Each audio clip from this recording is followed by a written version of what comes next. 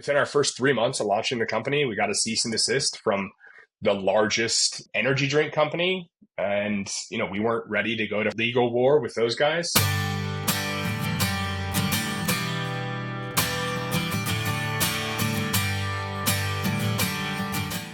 They got this water in this goodie bag when they came out, and we're like, this is good. Like, I love like the aluminum bottles. I'll drink other brands that are in aluminum. I try to stay away from the plastic. I'm going to look this guy up online because this is really cool, the packaging. And then I read this story, I read this site.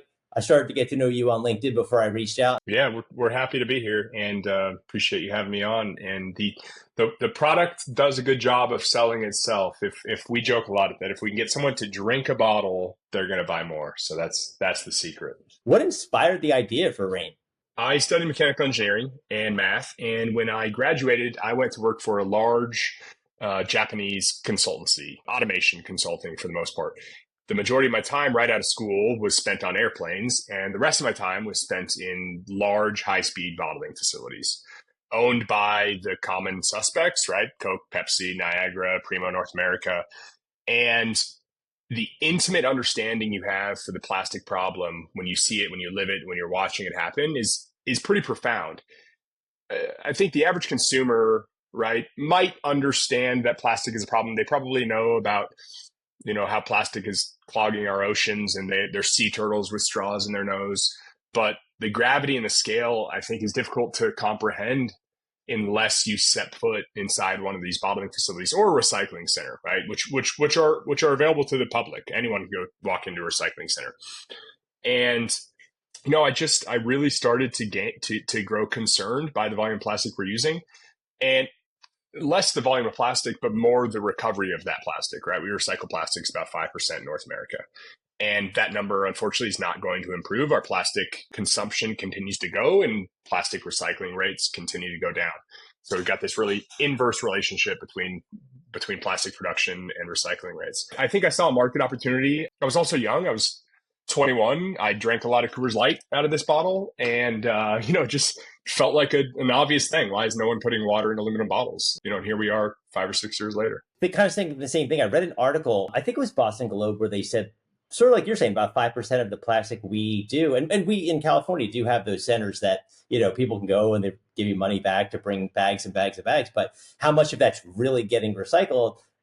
You saw some light shed on it in that article. Many other, obviously, studies and stuff like that. Obviously, unfortunate with the sea life and the obvious, us thinking we're doing this job when we have these blue well, in California, we have blue trash cans, right? We think you're doing a good job, but maybe not so much as one would think. So like for the brand though, what's like the brand proposition? Like, obviously it's a competitive environment to a degree. I do see other brands in that space. It's very, bottled water generally is very competitive. I would say it's up there with like true commodities, flour and grain and rice. It's dominated in many ways by those big bottlers and the big brands who have the big marketing budgets. We knew immediately that we A, wouldn't have the marketing budget, or B, wouldn't care to spend that marketing budget that maybe we could find to compete traditionally with these large brands. It goes without saying, obviously we lead on sustainability first and foremost. And we talk a lot about sustainability. We talk about a lot about aluminum and alternatives to plastic, but we're asking consumers to pay 2 or 3 or 4 times what the traditional bottled water might cost. That can be a difficult proposition unless we can defend it with more than sustainability. And so at our bottling facility that sits on the spring source, we source a single source spring water from northeastern Georgia. It's a very sustainable spring, right? Because of how much rainfall we get in this region. The spring, the aquifer underground is very sustainable. And it's naturally a low mineral content water, which means that it tastes very good. We believe that if consumers drink more water, they're going to be healthier, right? We're all chronically dehydrated, every one of us. And so if you can make a good tasting water in a good package and get people to drink it, I think that's the outcome we're really looking for. How did you sort of evaluate this idea to begin with, where you're like, okay, how do I even get this going? Like what's the evaluation with the competitors? And like you said, lack of budget you might have for even marketing. When we started, there was no one, basically bottling in aluminum at that point. And the market has changed considerably. We now have 5 or 6, major competitors, and we're all growing pretty well. I think most of our competitors are doing well in the market, but at the time it was truly new, didn't exist. And the first question is like, how is a consumer going to react to water that's in an opaque container? They can't see inside of it. They're used to beer. I mentioned Coors Light. Everyone has had a Coors Light out of this bottle. And so are they going to think it's beer? So I think we went through that sort of emotion to determine whether or not a consumer would even be receptive to it. Beyond that, the first thing was like, is the market large enough? And the bottled water market globally is $300 billion. United States, the bottled water market is $55 billion.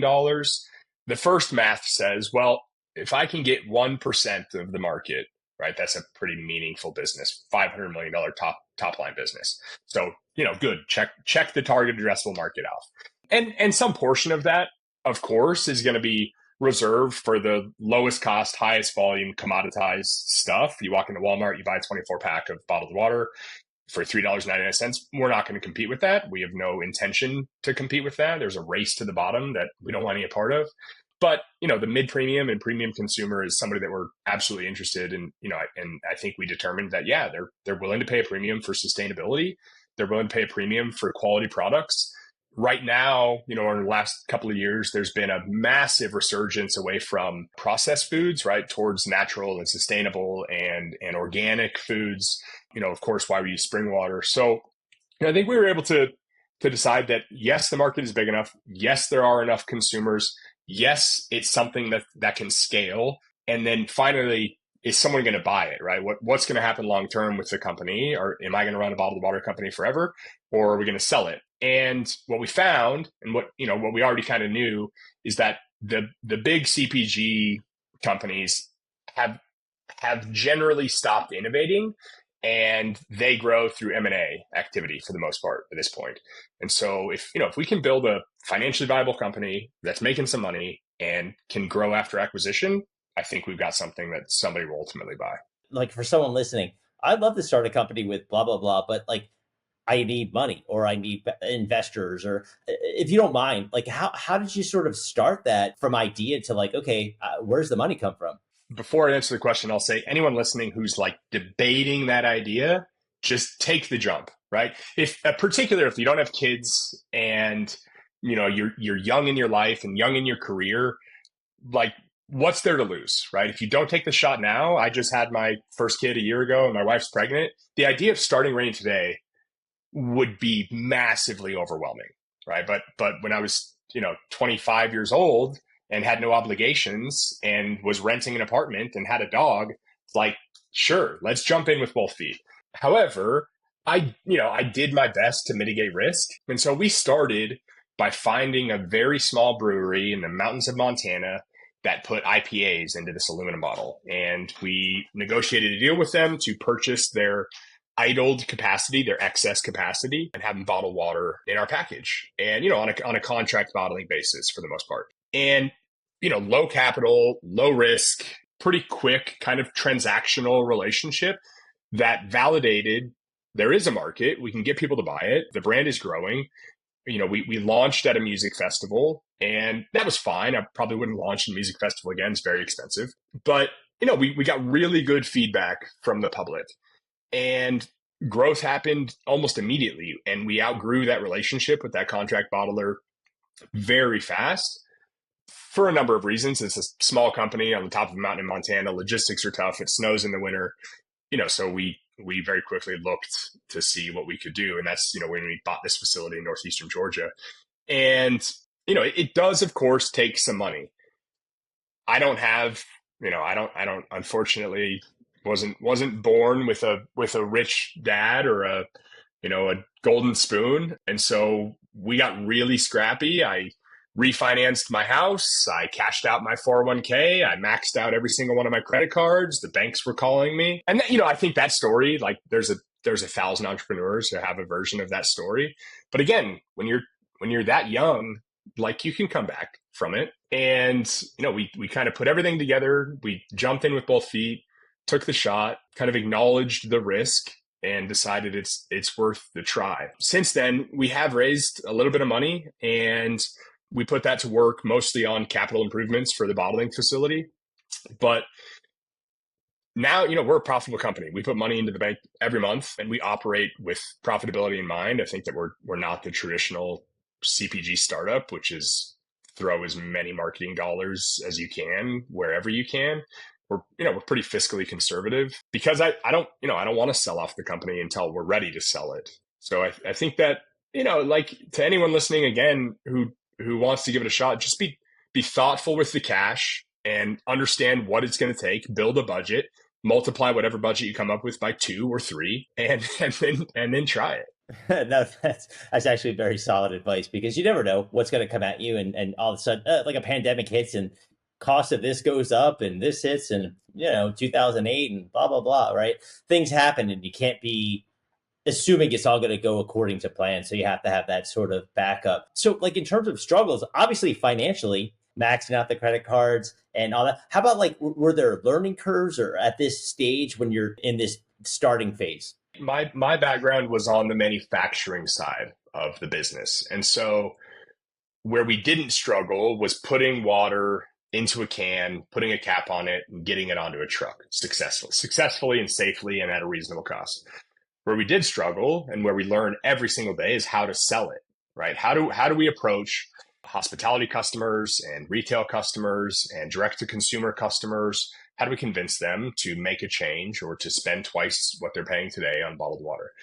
And we've hired some really great people that, that work for me now that have great sales backgrounds and, I think have the ability to articulate what the brand does, what value it brings to the customer, and how we go to market. But it was continued learning, and every day it's learning, right? I find myself on a call with another retailer every single day who asks another question that we've never thought of.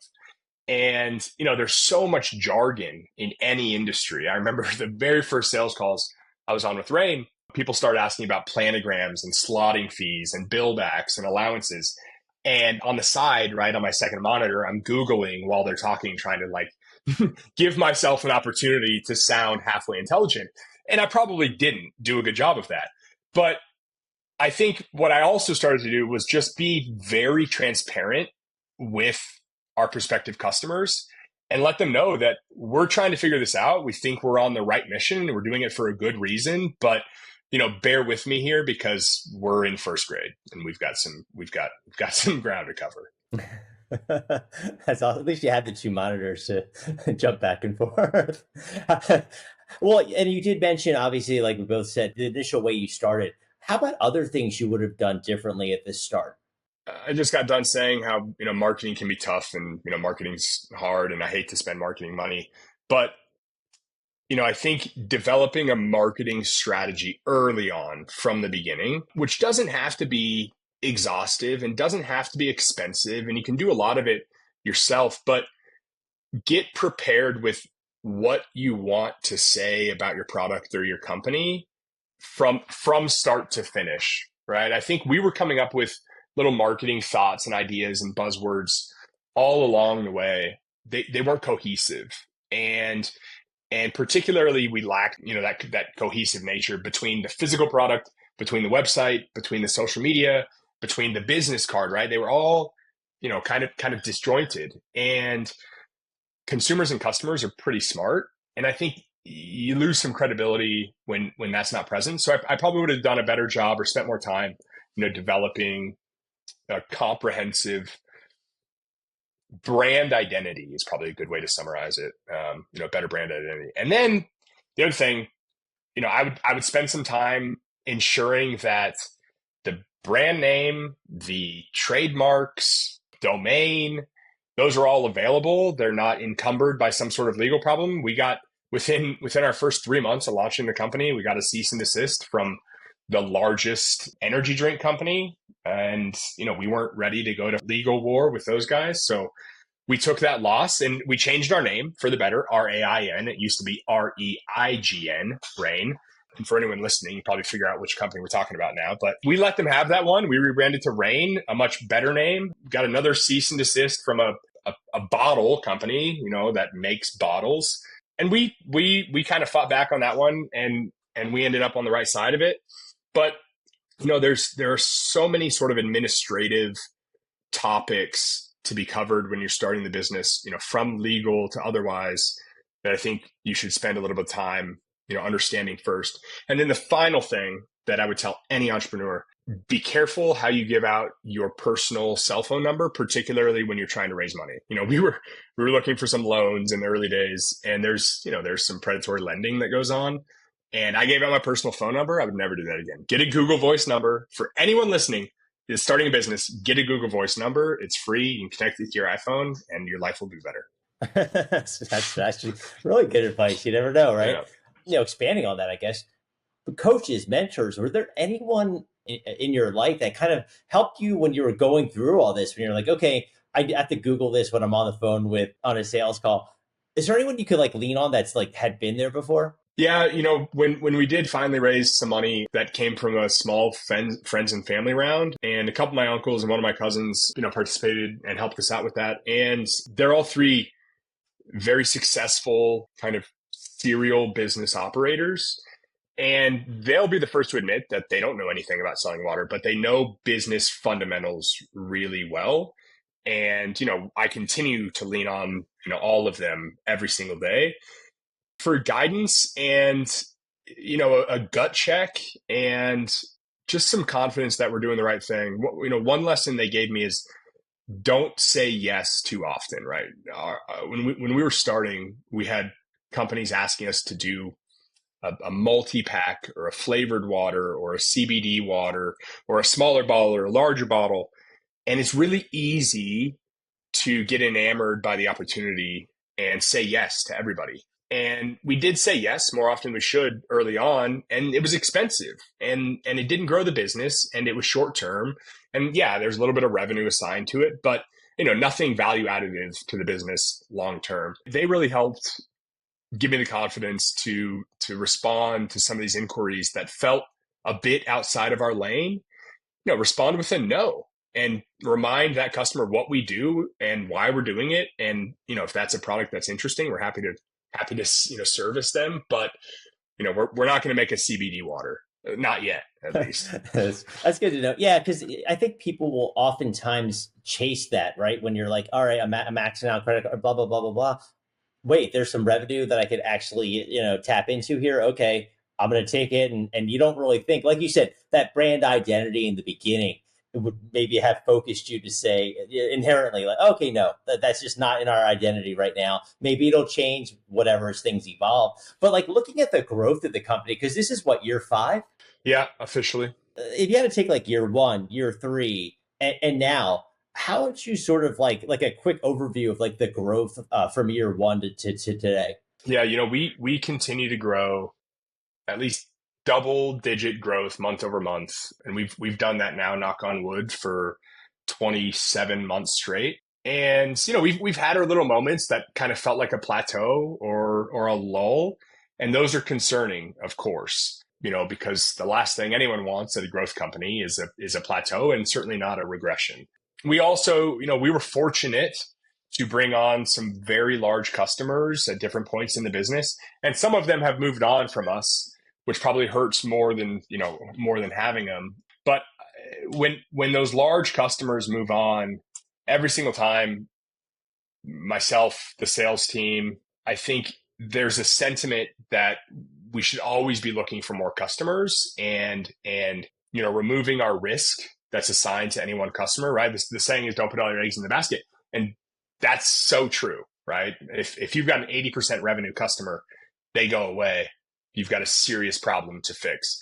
So we're always trying to diversify our revenue constantly. And, we go after kind of the easy opportunity, of course, but we stay focused on the long-term ones that take a long time. We're working on some airline projects right now that we've been working on for 3 years. And we're probably 3 years away from selling them. And that's okay. They're not quite there. Our pricing is not quite there. But eventually, everyone's going to be there. And I think it's that sort of steadfast effort that, you need to remain pretty focused on, and don't allow yourself to feel overwhelmed or frustrated by the customers who are telling you no. Right. And for when again, marketing, right? It wasn't a big budget in the beginning, But strategies, marketing strategies, sales strategies to gain that sort of initial traction. Did you find anything that specifically worked for you as you were growing? That's okay. Let's just keep building on those sort of initiatives. The product does a really good job of telling a story. And so we send out samples. I mean, we send a lot of samples. Our UPS bill is out of control with the number of samples we send, but they generate business. Our sales pitch right now is some derivative of, this is Rain. It's plastic free. You have a plastic problem. Can I send you samples? Right? We don't ask for a call. We don't harass their inbox. Very first thing we do is try to get them to try the product. And if it's sold in the market they live, we might have someone, we'll like send a Uber Eats to go buy a bottle off the shelf and deliver it to somebody's front door, which is kind of fun and odd. And you can include a little note in there. And like that always seems to get people excited. We're very direct with what we're telling, our prospective customers. In hospitality specifically, there is such a plastic problem that the big hotel operators have already acknowledged. Every single large hotel operator has a published sustainability initiative that says we're going to be 95% single-use plastic free by 2030, right? Some version of that. It's pretty convenient when we can say we're going to eliminate 80% of your single-use plastic with a one-for-one replacement tomorrow, right? I'll get a truck on the road tomorrow. We spend a lot of time researching who the customer is and where their pain points are, and try our best to sell as a solution rather than a product. Right? Because when you're selling as a product, you get commoditized. We're being put into the same category as that 24-pack of Nestle Pure Life sold for $3.99. But when you're selling as a solution, you get the attention of different representatives in the company, right? It's the chief sustainability officer, not the purchasing manager. And you'll find that the level of conversation and opportunity you're having is much greater.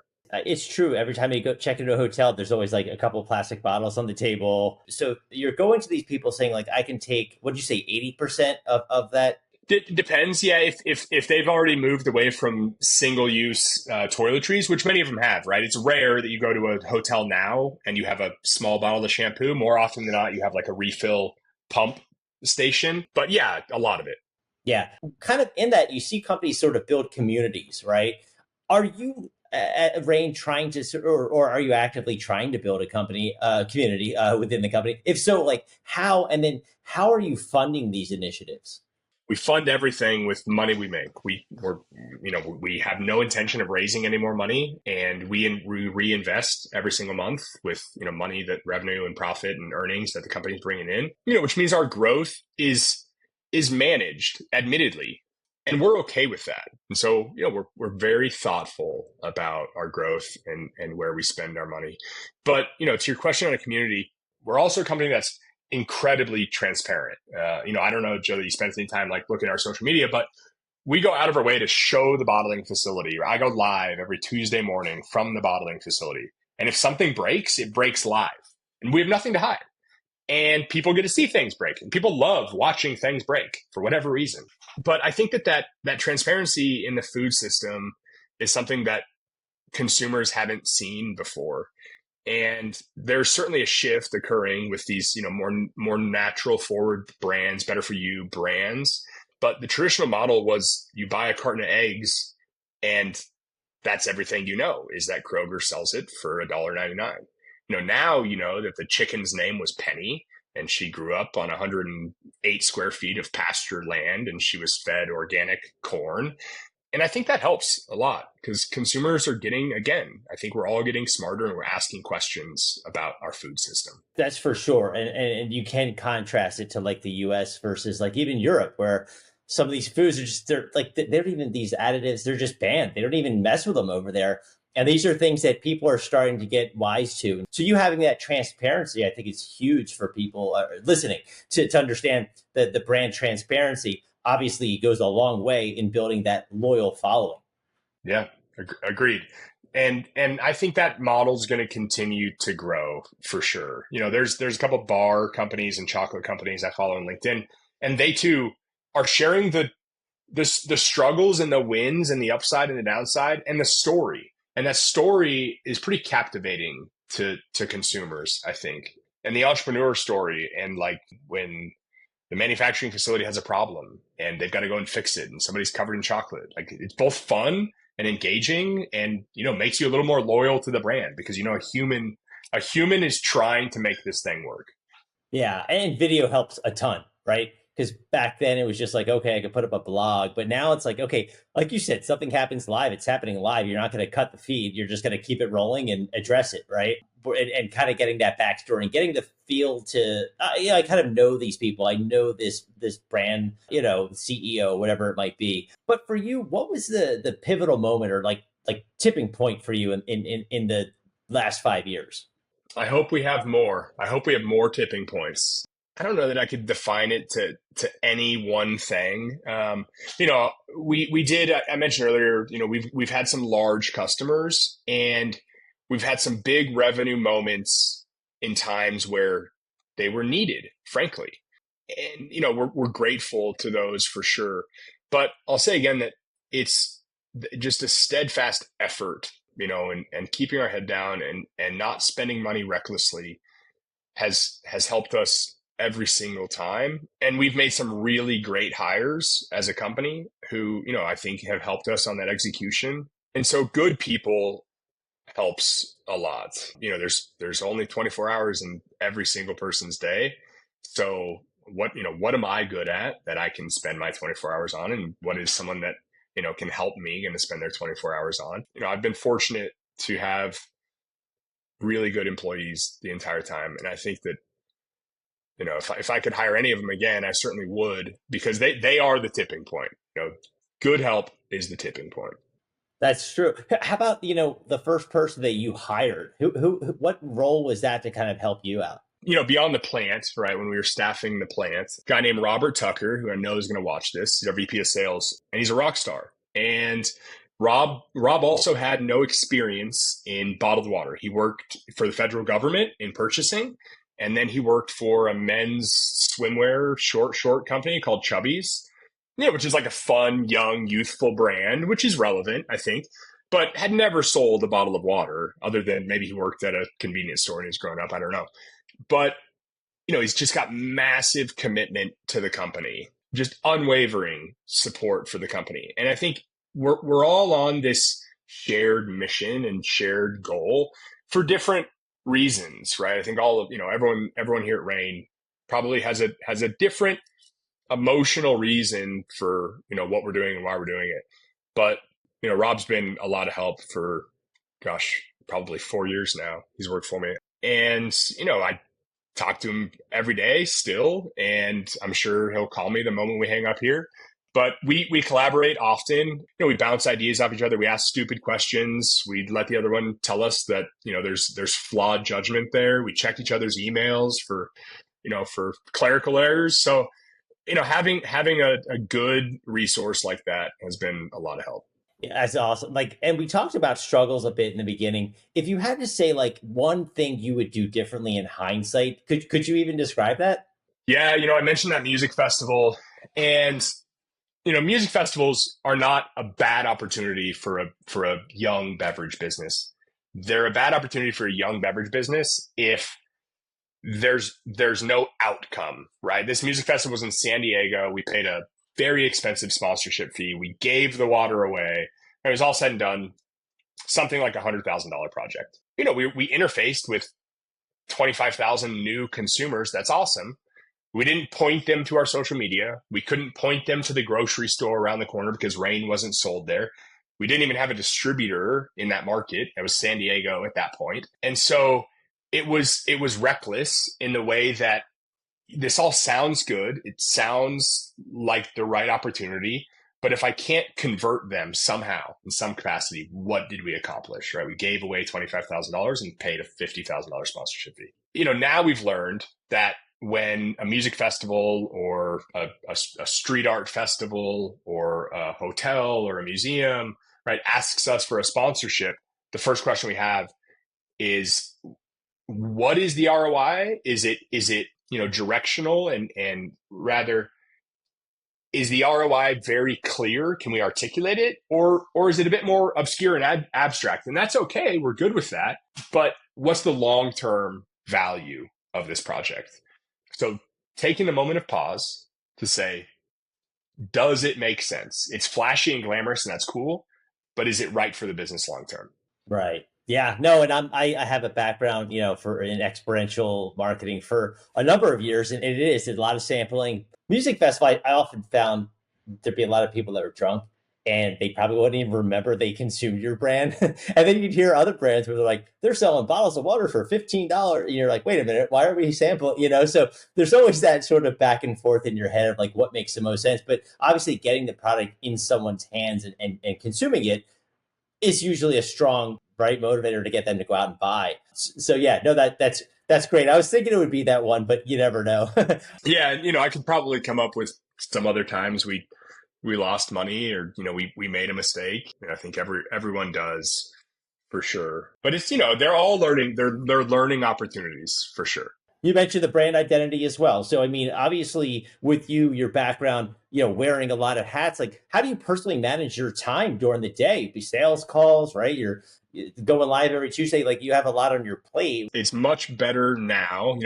Before we had a plant manager and an operations guy and someone to do quality control.